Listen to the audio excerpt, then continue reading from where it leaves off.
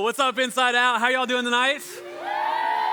Guys, y'all look amazing. Thank you so much for coming and making this a incredible atmosphere, dressing up, having fun with the costume contest. I think it's been an incredible night. So thank you so much for being here. Hey, if you're new, this is your first time, welcome. We don't always act like this, but it is usually a pretty good time. So I'm glad you got to experience one of the more fun nights here at Inside Out. Hey, we're wrapping up week 3 of our series, Haunted House, this week. And if you haven't been here the last couple weeks, we've talked a lot about our families, which is just kind of an adventure anyways. But we talked about like what to do, like how to love your family, even if it's difficult, even if it's frightening even. And so that's what we've really been talking about, how to pursue God in the midst of family drama, how to show our families grace, even if they don't deserve it, because God shows us grace. Well, tonight I want to kind of wrap this series up talking about family in a little bit of a different way. And as I thought about like how I wanted to kind of approach this, I think about Inside Out as kind of like a version of a family. Now, I know we're not all like, blood relatives in this room. You guys are killing me.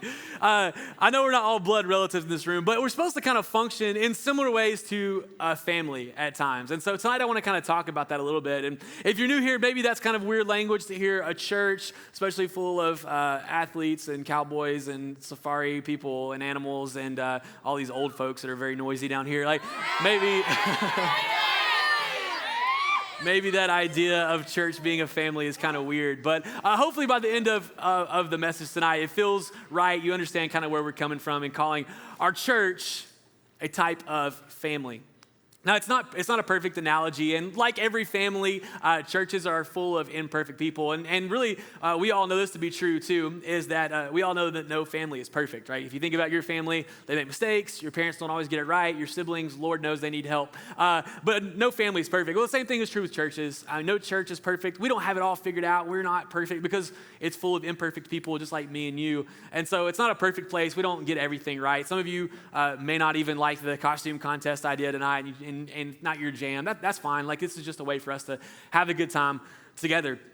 But the whole idea of this is to talk about how our church can function in the same way that a family does. And no family is perfect, and just like no church is perfect. And that idea is not new to me. It's not new to us. In fact, we get that idea from Jesus himself. In fact, Jesus is the one who established the church because he knew that we needed other people in our lives to be family. Now think about it in your life. You probably have some people in your life, some friends, or maybe some friends of your parents or something that you are close to and you treat like family, even though they may or may not be actually related to you. Growing up, I had a couple of family friends like this that we called them like aunt and uncle, even though they weren't related. They were just like my dad's high school friends that lived down the street from us, and they had kids the same age as me and my brother, and our families were just really close, and we acted like a family. We did family things. We did, Christmases together, and we spent holidays together. We went on trips together, and we did things like family, but we weren't actually related. Well, the church is supposed to kind of function in much the same way, and the way Jesus establishes the church is he knows that our families aren't perfect. We're not perfect, but maybe there's some other people in our lives that can fill the gaps, fill the limitations of our family by being a type of family for us. And that's what we want to talk about essentially tonight in the few minutes that we're in the room together. And so Jesus talks about this in Matthew chapter 12.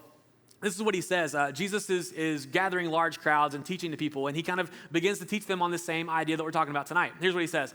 Matthew says, while Jesus was still While Jesus was still talking to the crowd, his mother and brothers stood outside wanting to speak to him. Someone told him, your mother and brothers are standing outside wanting to speak to you. Seems logical. He replied to them, who is my mother and who are my brothers? Now, Jesus is not confused. He's not like disoriented or outside of his mind. He knows exactly who his mom is. He knows who his brothers are. He's trying to kind of prove a point and make a point to them to say like, hey, why do I care that my mom and my brothers want to speak to me? Like, what does that matter right now? I'm kind of busy. I'm kind of tied up. It would be like, right now if someone came and tapped, one of these stage people came and tapped me on the shoulder, like, hey, Heath, your mom's here. She wants to talk to you. It's like, hey, I'm busy right now. Like I'm with my other family right now. Like I'll get to them in just a minute. It's kind of the idea Jesus is communicating. But he goes a step further to try to teach everyone that's around the crowd that's gathered together with him a bit of a lesson. Here's what he says in the next verse. Verse 49. It says, pointing to his disciples, he said, here are my mother and my brothers. For whoever does the will of my Father in heaven is my brother and my sister and my mother. He basically says like, hey, whoever is part of God's family, whoever calls themselves like a follower of me, his disciples, the people who like latched on his teaching and followed him and began to live their life based on his teaching. He's like, hey, this is my family. These are my brothers and sisters. This is my mothers and fathers. These are my people right here. Not to discount his family that he's actually blood relative to, but he was like, hey, this is my people. We're all part of this bigger family of God. This family that sticks together and supports one another and honestly has a lot of the same values and beliefs. He's like, this is my family, people who choose to do the will of my Father in heaven, the people who are of the same faith as us. We're a family. And Jesus is kind of teaching this idea because the point he's trying to make is that he wasn't just gathering crowds. He was trying to grow a family. He was trying to say like, hey, we should surround ourselves with people who have the same goals as us, the same beliefs, the same values, the same, ultimately the same faith that we do. The way that they structure their life is much like us. And that's the lesson he was trying to teach to the people there that day was like, hey, I'm not trying to just gather a big crowd. And I feel like this is a great point for all of us here today too.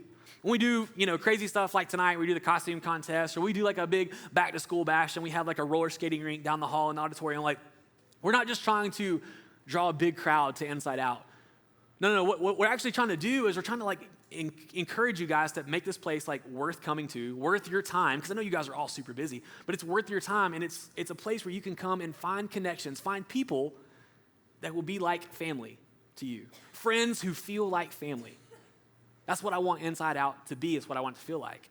I started thinking about this kind of language and where else we see this besides like in our personal lives, and I couldn't help it. Like some of you may cringe at this, but I couldn't help it to think about Fast and the Furious and my guy Dom, who says this incredible quote, I don't have friends, I got family, right? Like this idea, if you've ever watched the Fast and the Furious movies, is almost like a dead horse they beat, into the ground for 10 movies over the course of like 20 years. Like it's this like the same theme in every movie. It comes up every time and they say it and you're like, oh gosh, the acting is so bad and somehow the writing of the movie is even worse. And it's this awkward line that he delivers.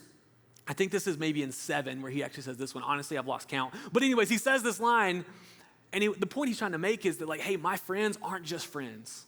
Like it's deeper than that. We have a better connection than just friends, right? Like sometimes you'll be like, oh, I got a friend at school. And then maybe they are or they're not your friend. Maybe you just had math together one year, right? Like, and you know them and they know you, and you maybe have a couple inside jokes from, your math teacher who, would always stumble and stutter over her words like I'm doing now. But maybe you're not really that close of friends. They don't know what you struggle with at home. They don't know what your family dynamic's like. They don't know the pressure that your parents put on you. They don't know, the sickness that has run rampant through your family. They don't know you, right? They might be your friend, but they're not like family.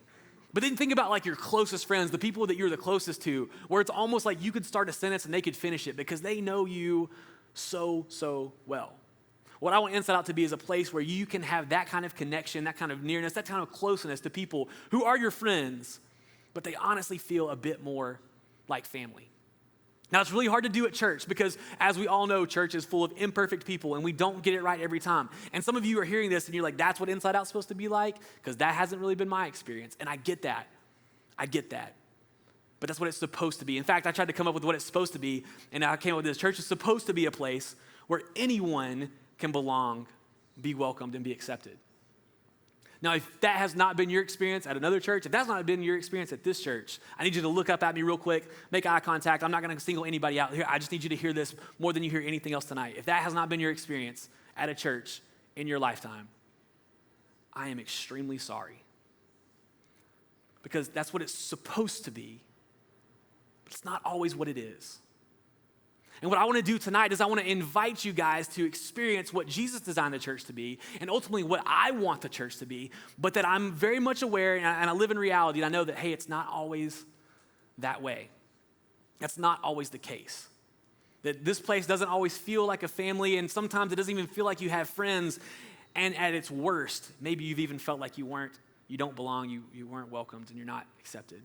And if that's the case and you're in the room tonight, from the bottom of my heart, I'm very sorry. That's not what we want here.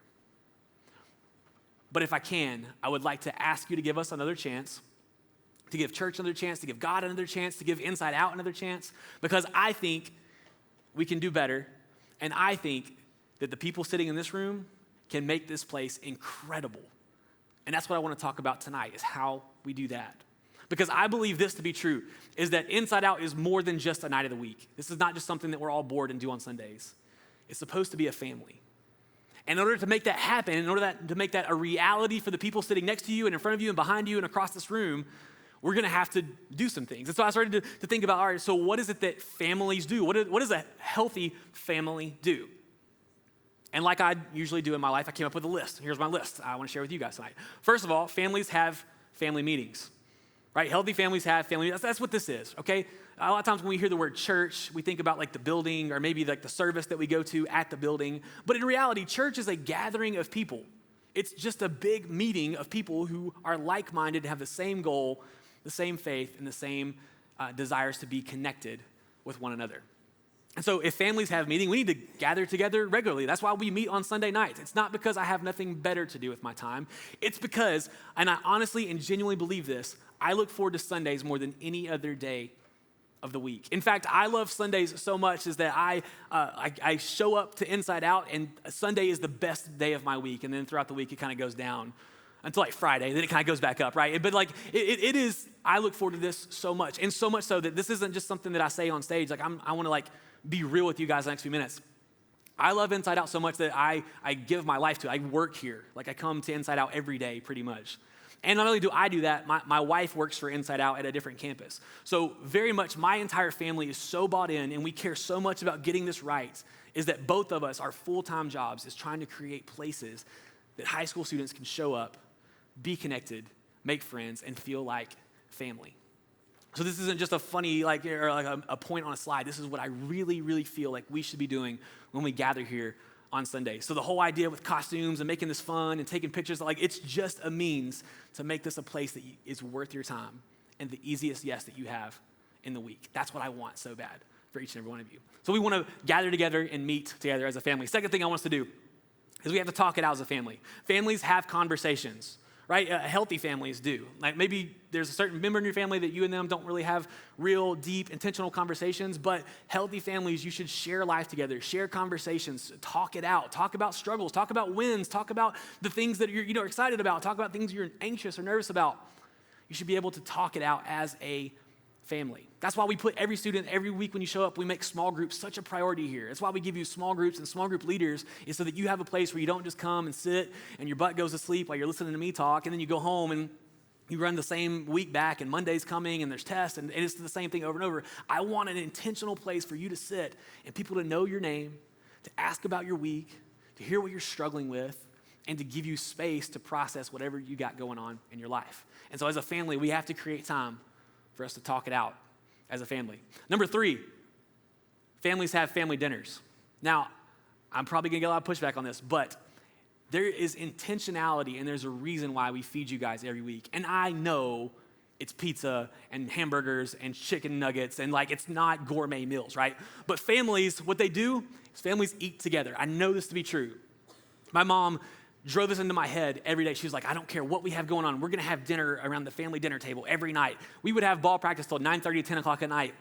And we would get home and my mom would like spread out to like McDonald's. And she's like, you're coming, you're sitting, and we're talking about our day, right? It was important for families to gather around the dinner table. You know why? Because that's an opportunity for us to share our lives together over food. The reason, this is going to blow some of y'all's mind because I know that some of you are just happy that we have food. Some of you don't like the food that we provide every week. I'm not really asking for feedback right now. Thank you for asking. But this is going to blow your mind. Inside Out spends $25,000 a year on food for just Sundays. $25,000. I could buy a car with that, right? Like that's how much we spend on food. Not because we want you. I don't think anybody here is starving or like missing meals. I don't think that like you guys are counting on this or else you're not going to eat on a Sunday. It's because I want to create opportunities for if you have to like, hey, I need to talk to my small group leader about this thing I've got going on I'm kind of nervous about, but I don't really feel comfortable talking about it in the group.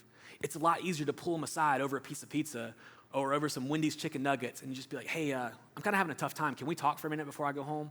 We want to create intentional opportunities for you guys to have intentional conversations and make intentional connections with your small group leaders, with your friends, your friends from other small groups. It's an excellent opportunity for you to make connections and to get to know people. So if you're going to large group, you go to small group, and you peace out and go home, you're missing out on some of the best parts of Inside Out. where we make connections, where you make friendships, where you play games, where I wreck some of you in spike ball. Like, this is an opportunity for you guys to make connections, to make friends. Don't miss it. So we have family dinners. That's why we do that. Number 4, we make family memories. My mom used to keep stacks of photo albums just on like the bookshelves at our house where she just had like family memories. She's like, I just want to remember these days. I want to remember when we went to Disney World. I want to remember when you got your first tooth. I want to remember your first day of school. I want to remember all these things. And now it's fun to go back and see all those family memories that we made. And I think the same thing is true here. You know, I know you guys are probably sick of hearing about it at this point in time, but like in a couple weeks, we have Inside Out Weekend coming up. And the reason we do Daytona and the reason that we do VR and the reason that we do Inside Out Weekend, the reason we do this stuff is not because we're bored and we want to, make you guys sign up and come to this thing all weekend. No, it's an opportunity for you to make memories, for you to connect with your Heavenly Father, for you to connect with your small group, for you to connect with people outside of your small group, maybe for some of you to connect with people at other campuses or other people from your school who don't go here. It's an incredible opportunity to make memories. I think back to my time as a student in high school, and I don't remember not one message that my student pastor ever gave. Now, granted, it's been a long time since I was in high school, so don't do that math. But it's been a long time, but I don't remember any of them. I don't remember any of the Bible studies we did. I don't remember any of the stuff that I was taught. But I have distinct, vivid, some funny, some embarrassing actual memories from every single trip we went on, every beach trip that we did, every weekend away, weekend in the mountains, every time that we did some version of the same things that you and I do here at Inside Out, year in, year out. I have awesome memories. I have pictures of it. I have pictures of my small group of like all of us, like, oh my gosh, you remember how awkward I was this year, or I had braces, or like I have actual memories of those trips. So my invitation to you guys is don't miss out on an incredible chance to make awesome memories. Inside Out Weekend, for VR, for Daytona, all these things that we do. Don't miss a chance to make a memory. And then lastly, we share family values. Now, this is a little bit more abstract, a little bit harder to point to exactly what I mean, but families have family values. If you think about your family, there's probably certain things that everybody in your family just kind of naturally agrees upon. Maybe it was instilled into you by your parents. Maybe it was just how you're all wired, being of the same, kind of DNA. But there's certain family values that you just share together. One of the ones that I had with my family growing up is that hard work is important. Like if my dad had to work outside all day, me and my brother were having to go help him. And my mom would jump in and help. One of us isn't going to work hard where everybody else chills out inside. Like everybody is going to work hard. It was a family value. So I was thinking about, all right, if we're Inside Out's a family, what are some of the family values that we can and I think should share? So I made another list because I like lists. All right, here we go. Some of our IO family values. Number 1, we fight for each other. The most important word in that sentence is for. It's not with, right? We fight for each other, not with each other. We fight for what's best for the person next to you. You fight for what's best for your friends, what's best for your small group, what's best for everybody involved. You fight for each other. Secondly, we're real with each other. I've tried my best all this entire message, my whole night tonight. I'm just telling you guys how I really think, what I really feel about Inside Out, what I really want for you guys. I'm not dressing it up or making it like, oh, it's the best place to be or it's whatever. We have to be real here. If you can't be real here, then this is never going to make the difference that I want it to in your life. We have to be real. Small group leaders, you have to be real with your small groups. Students, you have to be able to be real and open up with people in your small group because if not, you're never going to make the connections. You're never going to have the depth that this place is designed to have. Thirdly, we care for each other. You take care of one another's needs. You think about if somebody shares something in group, they're having a tough time. You check in on them during the week. Hey, I'm praying for you. Is there anything I can do for you? Just know I'm thinking about you. We actually care for each other. Not just talk it, but we actually do it as practically part of our week-to-week habits. The next one is connected to that. Number 4, in order to care for each other, you have to respect each other. Is that you have to, listen, I like to joke around and give people a hard time as much as anybody, but when it comes right down to it, I want the people that I'm close to know that I care about them and that I respect them maybe more than anything else. And fifthly, we pick each other up, not put each other down. Don't spend your entire time here just like, I don't want to do that. I don't want to talk about this in a small group. Can we just go eat chicken nuggets? Whatever, don't blow things off. Pick each other up. Encourage somebody, support somebody in a way that makes them feel known and seen, accepted, welcomed, and loved. And then lastly, number 6, that we're inclusive, not exclusive. Inside Out should be a place for every single person to come and belong. Because I know this to be true about every single person in the room. At one point in time, it was your first time. For everybody in the room, one Sunday, it was your first Sunday. Now, it might have been the first Sunday of 9th grade year, and there was 100 other, 200 other new people same day. But at some point in time, all of you had your first day here. So if somebody has the courage to walk in and try Inside Out for the first time, we should be so inclusive and encouraging to them because we all remember what it feels like for it to be your first day. So this is kind of the list of some of the family values that I came up with. And what I want you guys to do in a few minutes, I'm going to pray and send you guys a small group to talk about, hey, what does this look like for you? What are some ways that you guys are killing it? What are some ways that maybe we have some growing to do? Some things that we want to focus on in this next season? Maybe some things we want to highlight when we go to Inside Out Weekend in a couple weeks. But what I would like to do is kind of give you guys some ideas on how to do that. So, for instance, maybe you're a ninth grade group, and you look at this list and you're like, maybe we need to do a better job of respecting each other because we go to small group and our small group leader asks a question and everybody talks about everything but the question, right? Like maybe we need to work on just respecting each other and be like, hey, let's actually kind of talk about what we're supposed to talk about in here for at least like 5 minutes, right? You can goof off the whole rest of the time, but have a few minutes where you give them just like a sliver of hope for some of them. That'd be fantastic. Sophomores, maybe you're a sophomore group, and hey, maybe it's time for you guys to get real with each other. Y'all have been meeting for 1.5 years now, but you've never actually opened up and shared something that's actually going on deep down. It's like, I'm fine. It's a fine week. My family's good. Nothing to talk about. And you kind of blow through this. Maybe in a couple weeks when you go to Inside Out Weekend and you have a one-on-one with your leader, it's time to actually get real with each other. Maybe you're a junior group and you see this and you're trying to pick one out and you're like, hey, I want to focus just on being super inclusive. And our group's been together for a couple years now, but if somebody brings a friend or there's a new person join in, not to have like a no new friends mindset, right? To be a welcoming, to be like, hey, I'm so glad you decided to join our group. Like, can I introduce you to everybody? Do you already know people? Like, just being an inclusive person that goes out of your way to make this great. Or maybe you're just being inclusive to get to know other people from other small groups. I mean, some of you guys could come to like Dive on Wednesday nights, juniors and seniors, and get to know people. Thank you. Yeah, appreciate that. It's an incredible opportunity to get to know some other people, maybe from some other groups, and maybe spread your family out a bit at Inside Out, so to speak. Or maybe you're a senior and you look at this list and you're like, oh yeah, I've been working on all these for the last 3 years. But I think seniors, you need to be leading the way on all 6. I say this to the seniors a lot, so I don't feel bad saying it in front of the rest of you guys. I always tell everybody, Inside Out is not good if I do my job well. Honestly, most of you guys probably don't even know what I do. So it's not good if I do my job well. It's not good if your small group leaders do their job well. Inside Out is really good when the seniors get this.